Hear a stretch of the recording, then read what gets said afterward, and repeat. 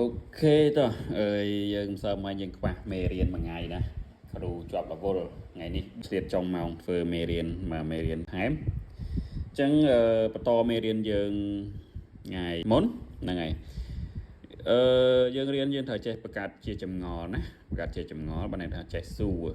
បង្កើតជាសំណួរបានយើងរៀនឆាប់ចេះឧទាហរណ៍ដូចក្នុងការតស៊ីគ្វីនេះខ្ញុំនិយាយថាកន្លែងនេះកន្លែងបកគោនេះគឺបកគោខ្សែភ្លើង AC ចូលអញ្ចឹង AC ហ្នឹងគឺ AC ហ្នឹងគឺចន្លោះ220ទៅ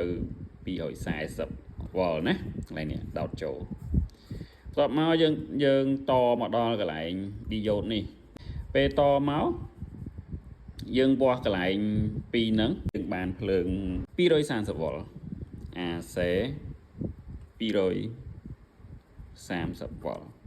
បន្ទាប់មកខ្ញុំវាស់ចុងនេះពេលដែលខ្ញុំវាស់ចុងនេះពេលដែលខ្ញុំដាក់ capacitor នេះបាន DC 210វ៉ុលណាបន្ទាប់មកទៀតខ្ញុំដាក់ capacitor មួយណាបូកដកខ្ញុំដាក់ capacitor មួយហើយដល់ទៅពេលខ្ញុំវាស់ម្ដងទៀតវាឡើងទៅជា DC 320វ៉ុលណាមើលមេរៀនខាងដើមបានយល់ណាបើសិនជាគ្រាន់តែមើលវីដេអូហ្នឹងមើលមេរៀននេះអត់យល់ទេព្រោះមេរៀនយើងគឺតាមលំដាប់ណាភ្លើងចូល220ទៅ240ណា AC ចូលបន្ទាប់មកយើងវាស់គល់ diode ខាងនេះបាន AC 230វ៉ុលបន្ទាប់មកយើងតមកវាស់មកខាងក្រោយនេះដែលមិនទាន់ដាក់ capacitor បានភ្លើង DC 210វ៉ុលបន្ទាប់មកយើងដាក់capacitor មួយពេលវាស់ម្ដងទៀតឡើងភ្លើងដល់320វ៉ុលយល់ទេអញ្ចឹងសួរថា